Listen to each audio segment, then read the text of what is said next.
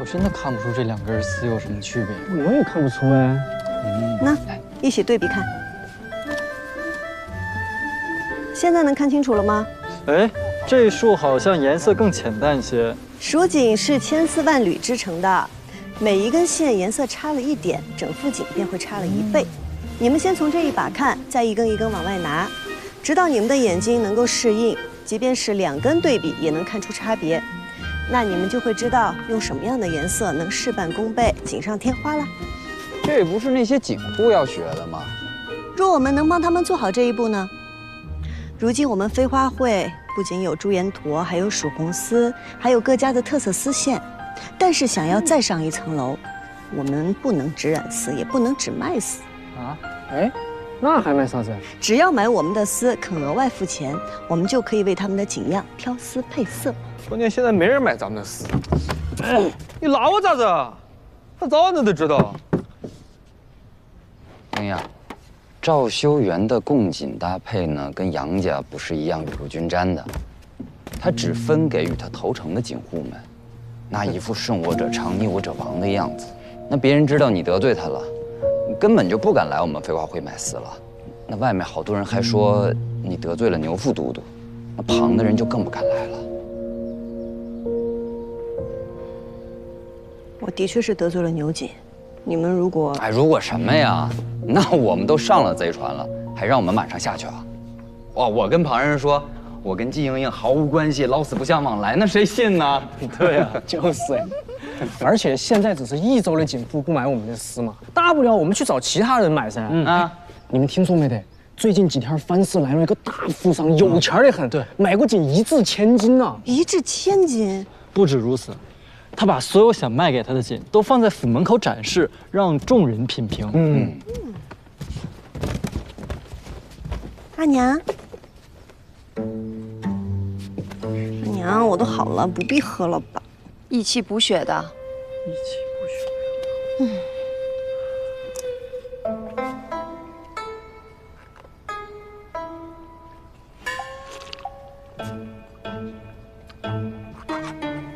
啊，阿娘苦。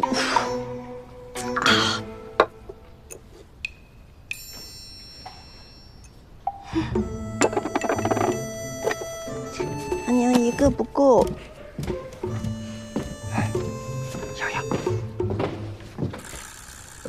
你阿娘怎么了？我惹她生气了，现在除了喝药吃饭，一概不理我。哎呀。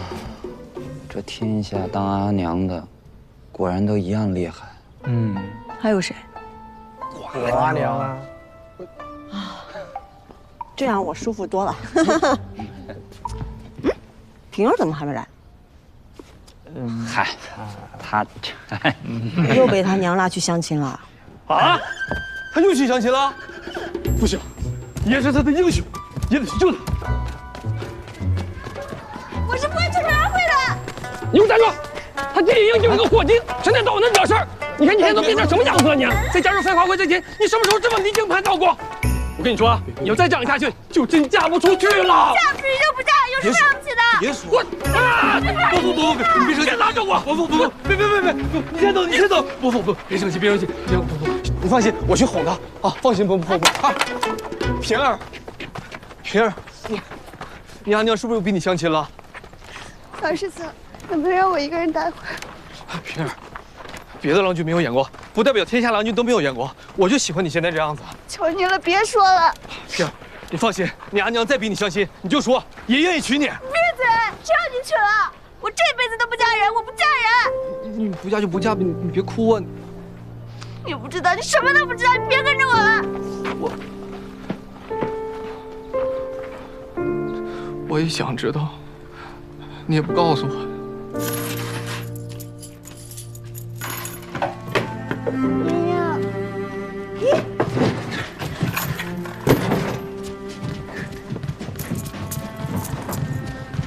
小娘，你娘吵架啦？离家出走，我再也不回家了。可是我也不知道要去哪。哟，别哭别哭，没关系，那你就住我家，我阿娘可喜欢你了，再巴不得你天天住我家里。我是说我不知道以后要去哪。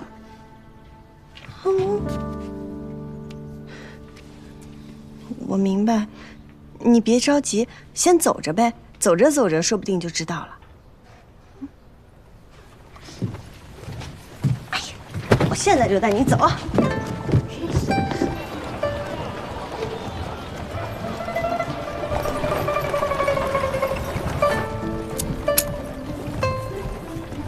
正面。他已经请我第3壶酒了啊！阿姨，咱们这是要去哪儿啊？藩市来了一位奇人，我们去看看。藩市，我阿娘说藩市鱼龙混杂，全都是坏人。你阿娘还说我是坏人呢，我是吗？你凡事不能光靠听说，得亲眼看看。再说了，我们阿玉在呢，不怕啊。哎呀，希望今天能够顺顺利利的，在天黑之前赶回家。你说那个奇人是不是姓白？大张旗鼓，一掷千金，你都听说了？能满大街撒钱的，要不就是脑子有问题，要不就是背后有图谋。图谋嘛，必然是有的。利用众人估价，得到蜀锦真实价格，接近实价买锦，而且在短时间之内就打开了自己的名声。好厉害啊！好狡诈，好机会。玉石，各种珍稀的玉石，看一看。这位朋友，看一看我们这儿的玉石。哎呀，现在益州城的锦户大多都不敢买飞花会的丝了，我只好来这儿碰碰运气。那位白郎君敢如此大手笔的花钱，说不准胆子也够大。你这可是与虎谋皮，总好过如履薄冰啊。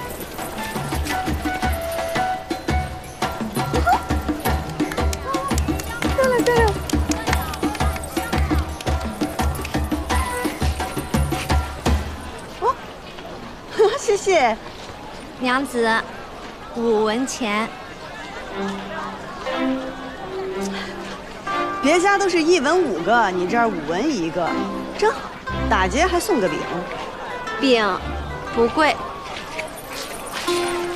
，5岛贵。哎呀，难怪说你们藩市的人最会做生意了。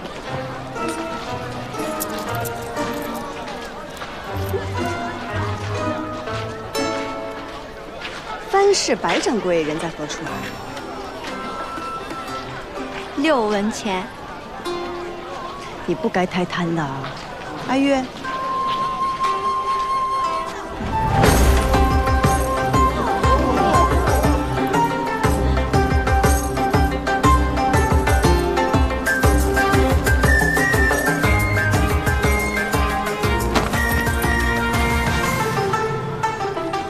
饼免费，飞天6文，给钱还是指路？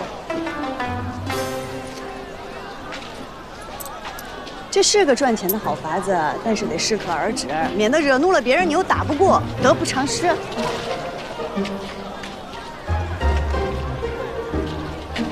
尝尝，尝尝5文钱1个的大饼。这可是货真价实的羚羊公瑾，是100年前祖上传下来的。要不是家里急着用钱，我是万万舍不得拿出来卖。还请诸位给个公道价。多谢诸位，多谢诸位。100年，颜色能有这么鲜艳？这便是蜀锦啊，历久弥新。只不过，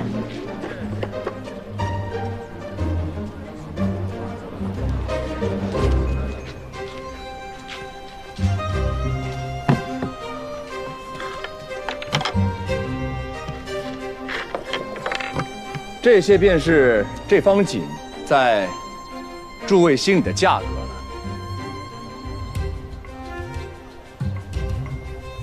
还有没有人有别的想法呀？原来他看得出来啊！看得出什么？这件有问题。还有人要报价吗？我要出价。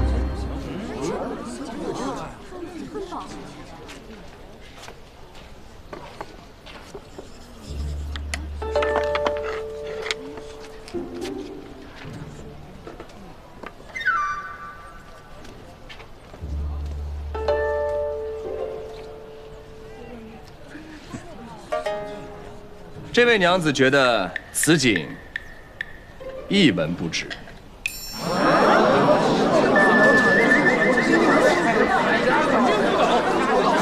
那你说说，你是觉得此景是假的吗？白郎君，你可不要听信个别小人挑拨，这大家有目共睹，这锦绝对不是假的。这景确实不是假的，但它也不是真的。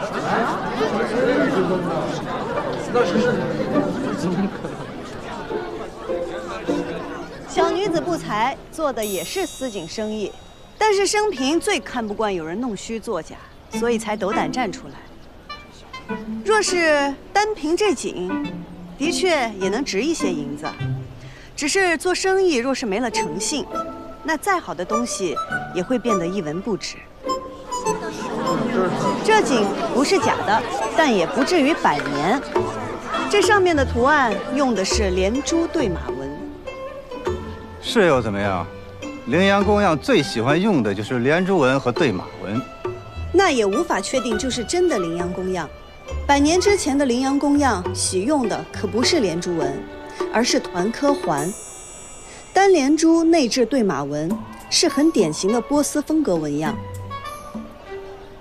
以团科花卉为环，内置动物纹样，才是经典的羚羊公样。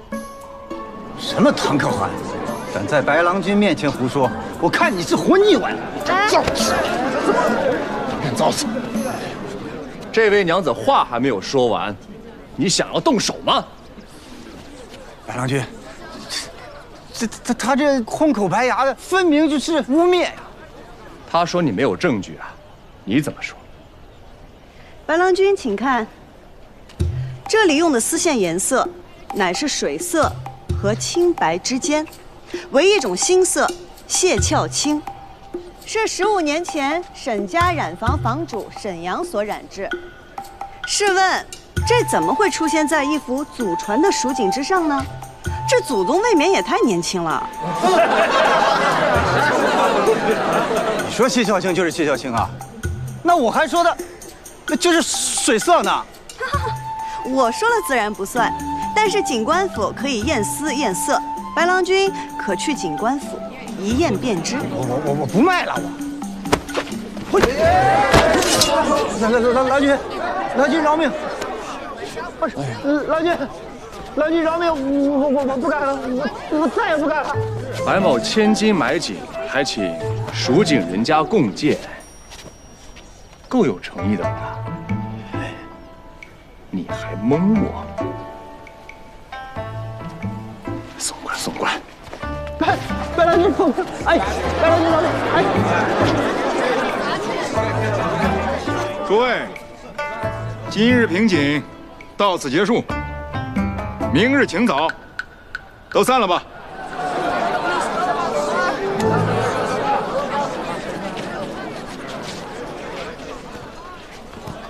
在下白胜，不知道这位娘子怎么称呼啊？在下季莺莺。原来是季娘子。你认识我？白某来益州的第1天，就看见季娘子凤凰于飞了。季娘子有双慧眼啊，白某也是爱锦之人，家里还有些许，想请季娘子赏鉴1、2。若是发现赝品，每副赝品3片金叶子如何呀？天都快黑了。我相信你们一定能瞒住我阿娘的，是吧？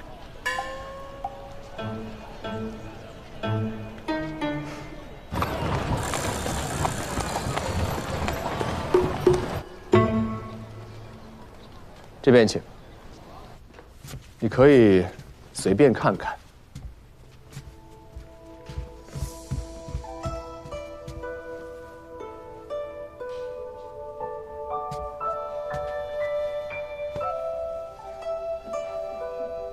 这幅对阳几何纹锦是魏晋时流行的锦样，如今已不曾见了。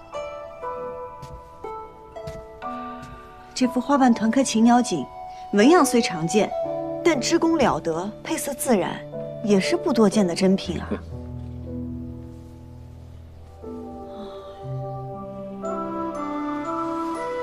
季娘子这一声叹息，是在说这幅锦是假的吗？白郎君府上俱是珍品上品，这金叶子我怕是赚不到喽。季娘子今日仗义直言，让白某免于受骗，这片金叶子是你应得的。今日便是我不站出来，白郎君也不会上当受骗。你看出来那锦有问题了，不然你也不会再三确认还有没有人要出价。你只是需要一个人一个契机将此事挑明了而已。所以我就说嘛，季娘子有了一双慧眼啊。不知白郎君可愿用你的金叶子买丝啊？买丝怎么说？蜀锦珍贵，但好丝意难求。我能染出这益州城最好的丝。不瞒季娘子说，白某不懂织锦，更不懂染丝，这些对白某来说只是兴趣，而不是生意。只是兴趣。那，在季娘子眼中，白某的目的是什么呢？哎呀，我还以为白郎君这里有一笔大生意等着我呢。看来季娘子要失望了。既然是只买锦，那又何须如此费时？我知道这城中谁家的锦好，若是郎君有意，我可为郎君和锦户牵线搭桥。季娘子这么做是希望从中赚到一些什么呀？人情。人情。实不相瞒，因为误会，城中的锦户大多都不买我家的丝了。可我若与他们介绍白郎君这笔生意，那在重利之下，他们又怎好意思不用我的丝呢？那如果白某要做生意的话，为什么不直接跟他们做生意，要通过季娘子你呢？不是不可以，只是白郎君可知，在这益州城，各家特长所在，用料如何，几时买最便宜？你又可知什么样的纹样是当下时兴，什么样是陈年积压？当然啦，这些白郎君也可以找人去打听。只不过，与其找一个生人，为何不找一个走投无路、想要与白郎君合作共赢的人来信呢？白某自然是相信季娘子的，不过这一次白某购锦已成，而且心满意足了。无妨，来日方长，希望日后有机会能与白郎君合作。好，告辞。不送。不做生意却把名声打得响亮，不是有病就是有鬼。主人，咱们需要一个打入益州锦业的契机，正好这季莺莺又来寻求合作，主人又对她有兴趣，为何不趁机答应了她？现如今我们对她来说只是之一，而不是唯一。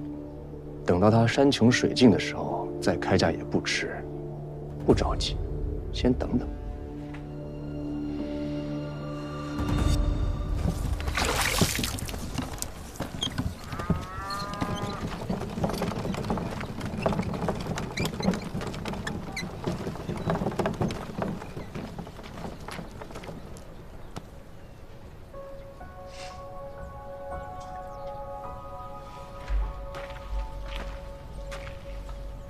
赵景王，蜀红丝数目我已知晓，待丝线和染料准备齐全，我便开始染制，定不会误了织锦的时日。我今日来找你，不是为此事。最近有谣言说你得罪了我，得罪了牛家，所以锦户不敢买飞花会的丝。我倒有个主意，不如你我二人去这街上走走，他们看到咱们和好如初，这谣言不就不攻自破了吗？那不是谣言。牛景的确得罪了我，你也得罪了我。你对牛将军有牵制，那牛五娘定想从生意上胜过你，从而取悦牛将军，所以流言也都是他传出来的。我跟牛五娘在赵家分庭抗礼，所以不方便明面上帮你。但是英英，你得知道，不管在何时，我定不可能做伤害你之事。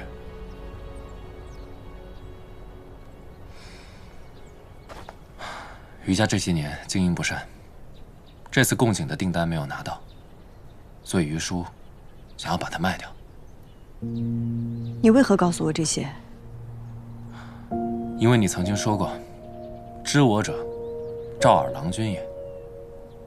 即便我不说，你也会知道，也会行动。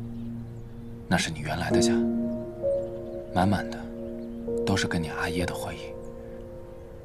况且你由私入侵，买下它会少走很多弯路。这是我所有的积蓄，拿着，就当我先借你的。你是故意不把订单分给余家的？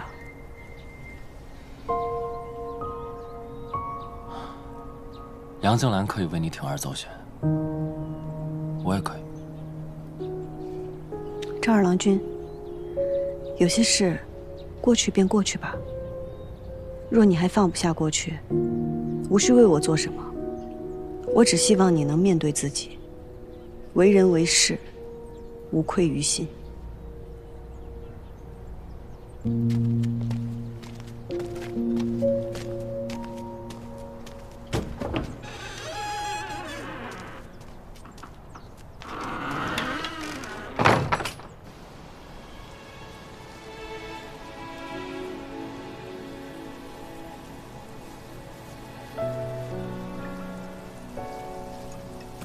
你说，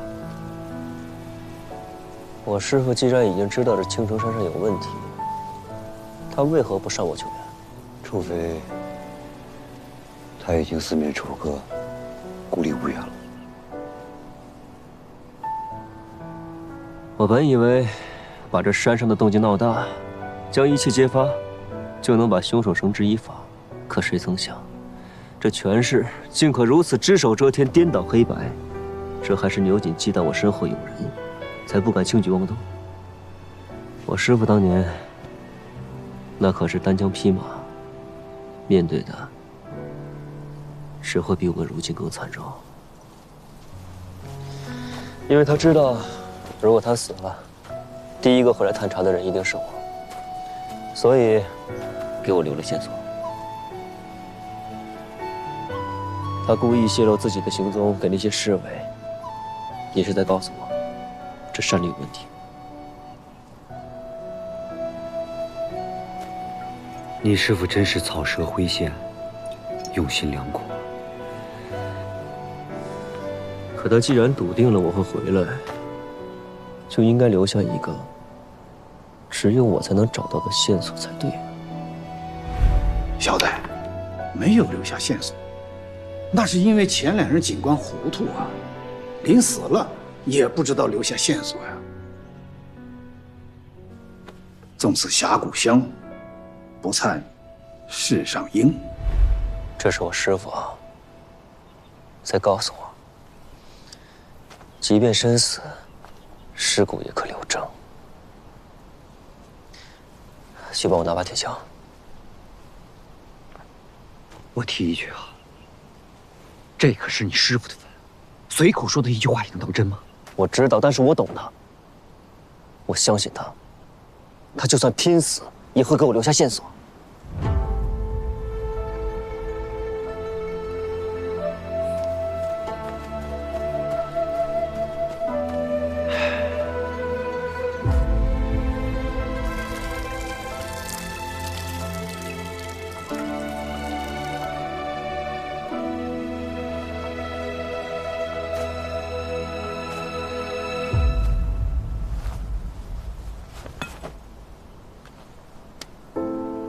师傅，徒儿不孝，不能靠自己将益州案查个水落石出，还求师傅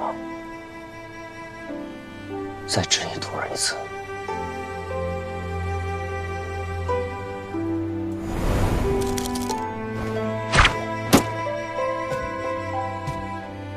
身手不错吧？没看看是谁的徒弟。老头儿，叫师傅。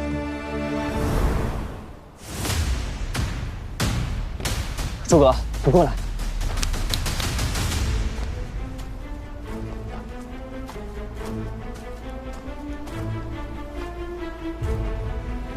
我师傅的每一块骨头都有伤，但唯独这一块，这上面的伤痕不同。看痕迹走势，定不是外人所伤。那这是他留给我最后的话。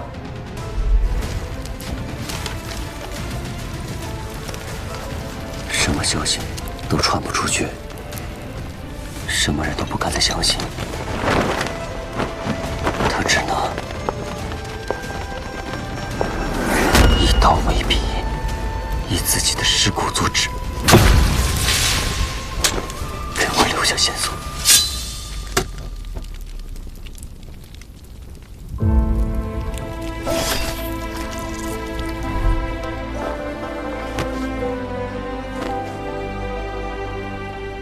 老头儿，话我收到了，我一定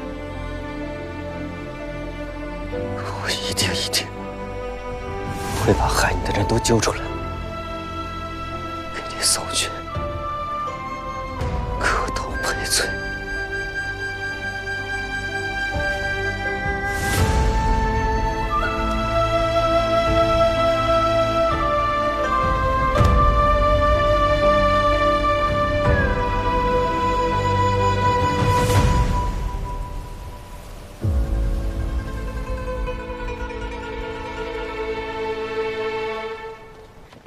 金娘子，这里请。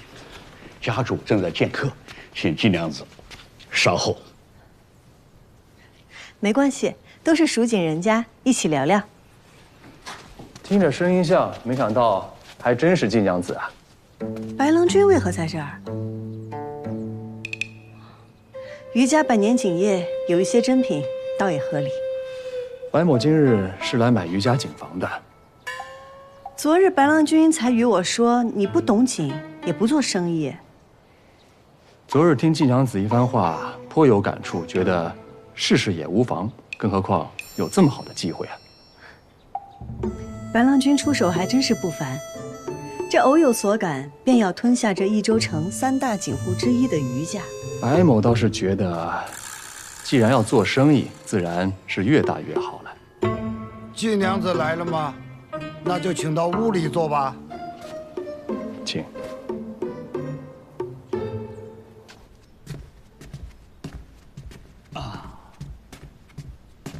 余掌柜，杨夫人。晋娘子啊，上次购买丝线的余款呢，我已经让人给备好了，一会儿呢，你就可以直接到账房核对收取。还有晋娘子提出要与锦房合作，由飞花会帮忙挑丝配色，这个事情，就看新掌柜是否答应了。新掌柜已然定了？哦，还没有。不过你可以听一听，看看哪些条件能让你满意。不知二位出的什么价格？哦，比市价高出30%吧。余掌柜，杨家出的价格虽比不上白郎君的高，但我们杨家多年织锦，如果锦房放在我们杨家手上，那定是源远流长，绝不会辱没和亏待了你的工匠们。金娘子，你看我们2个谁更顺眼呢？白郎君许以高价，杨夫人重在情义，两位都是诚意十足。但依我看，两位的价码都不够打动人。余家100年，就这般改弦更张，难道不可惜吗？余掌柜操劳一生，将余家井发扬光大，是再高的价码也无法买到的。商业沉浮，有辉煌就有没落。若我没有记错的话，这里曾是季家的旧宅。季家井当年何等风光，可如今呢？不用我说了吧？余掌柜，今日我前来想跟您聊的也是这桩生意。飞花会愿意出一笔钱注股余家，从此飞花会出资余家织锦，既能解决眼下的困难，又能保住余家的招牌，岂不是两全其美？金娘子可知道你口中的两全其美得花多少钱呢？昨日你还说处境困难，怎么，今日又能拿出钱了？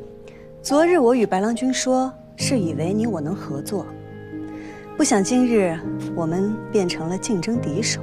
白某若是可以顺利地盘下余家井房，定跟金娘子构思合作。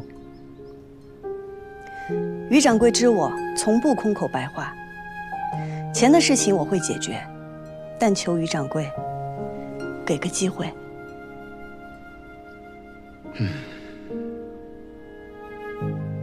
这个事儿呢，再允许我考虑2天吧。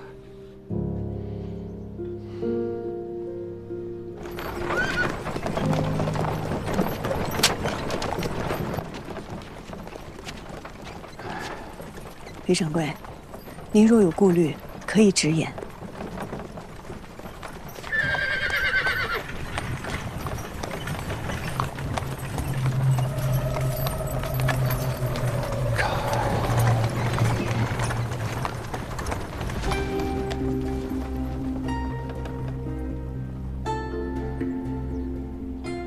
听闻余掌柜想要卖锦房，还有比卖给锦王更为稳妥的选择吗？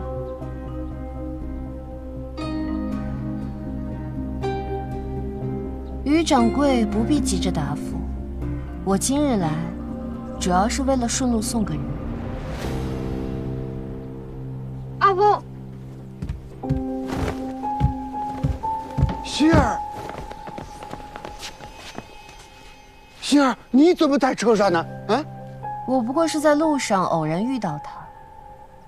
听闻余娘子心若稚子，不谙世故，余掌柜可要照顾好您的孙女儿，下一次可就没这么好运了。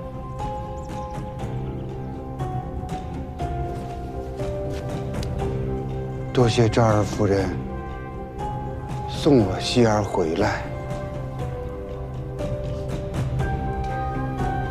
我在赵府恭候余掌柜。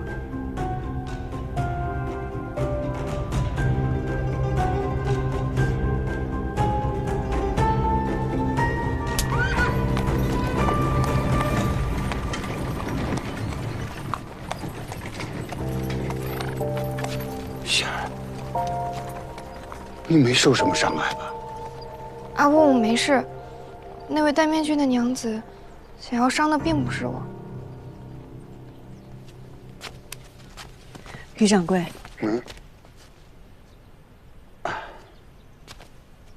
季娘子，没有我的陪伴，我希儿是向来不会单独出门的。我实话跟你说，我余叔可以没有锦房，但是我绝不允许我希儿有半点受到伤害。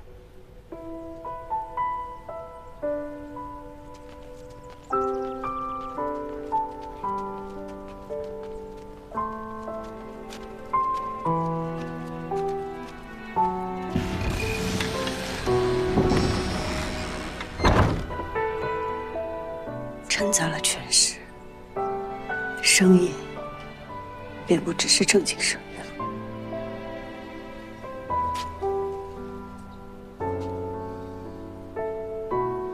杨警官，愿你早日砍了这些魑魅魍魉。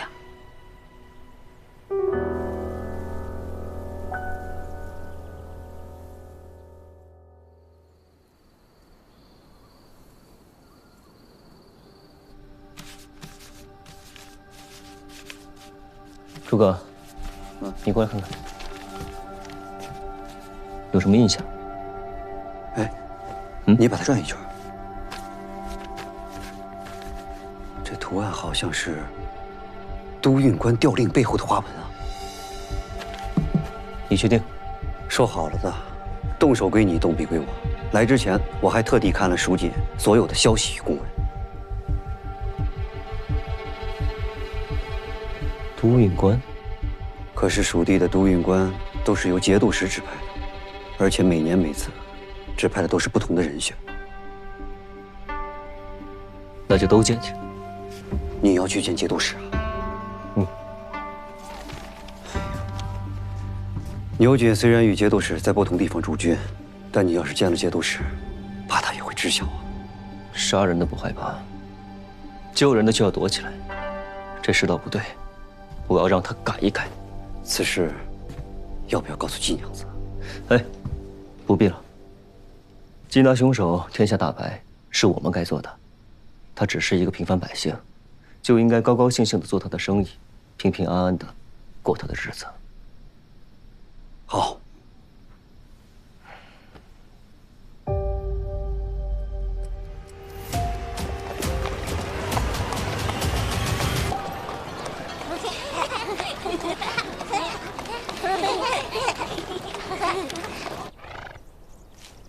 茵茵，要不咱们还是敲门吧。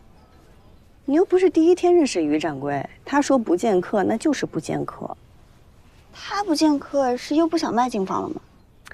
你说一个人要卖掉自己的警房，他最想得到的是什么？他若是想要钱，那个白郎君能一掷千金；他若是想要于家的工匠和技艺有所依托，那杨家是不二人选。他若是想保住于家的产业，又想渡过难关，那就应该选我。可是他谁都没有选。难道是因为牛五娘胁迫了他？他不是一个优柔寡断的人，况且若他真认了牛五娘的威胁，现在于家警房都姓赵了。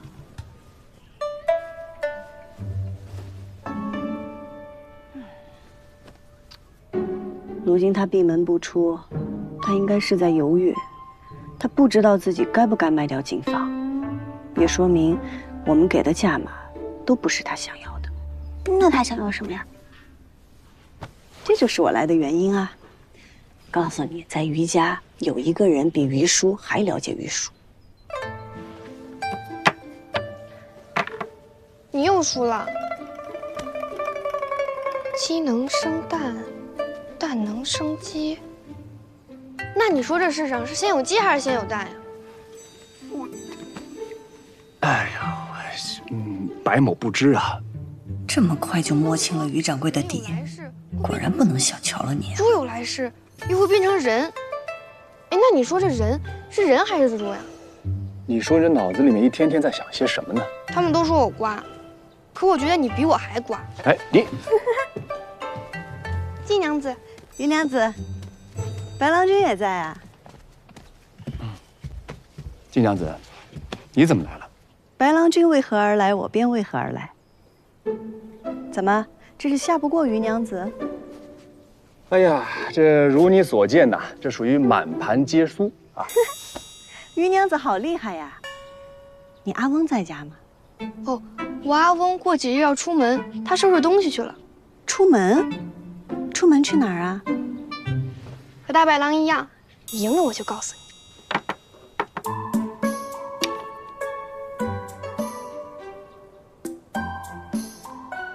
哇，你好厉害呀！我还差1步，你还差7步，你只要大于7，你就赢了。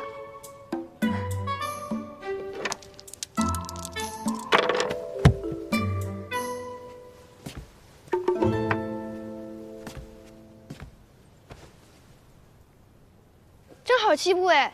你赢了。这局不算，我输了。刚刚这个不是5，是4。啊？那他为什么会自己变呢？我季英英做生意有自己的原则，人待我以诚，我还人以诚。只是一个游戏罢了。金娘子，你应该还记得你的来意吧？还玩一局吗？不用了，你要问什么问题，我都可以告诉你。人待我以诚，我还人以诚，你说的。好，那我问你，你阿翁不筹备卖景房出去干什么呀？你们都想买景房，可我阿翁，他想要这个。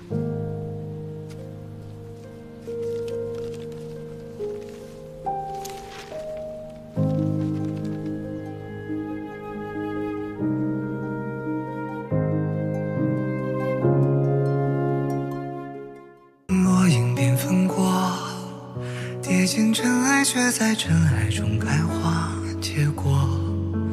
幻化溪畔的粉末，牵引飞花之间落。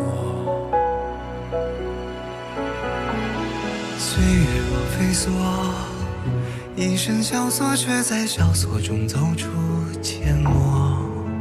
换尽迷途与扑朔，为心里惊鸿一抹。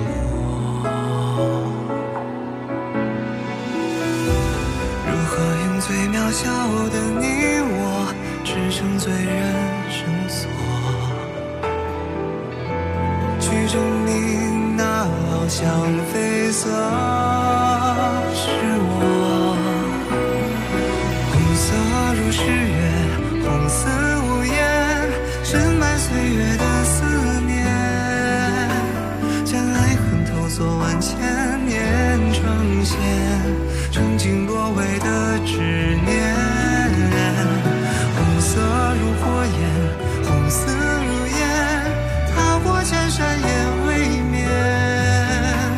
爱在风中破了茧，于人世间绽放最红的颜。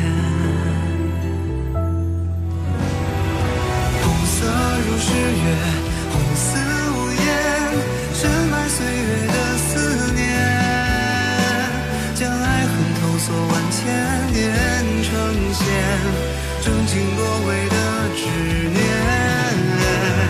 红色如火焰，红丝如烟，踏过千山也未眠。爱在风中破了茧，于人世间绽放最红的颜。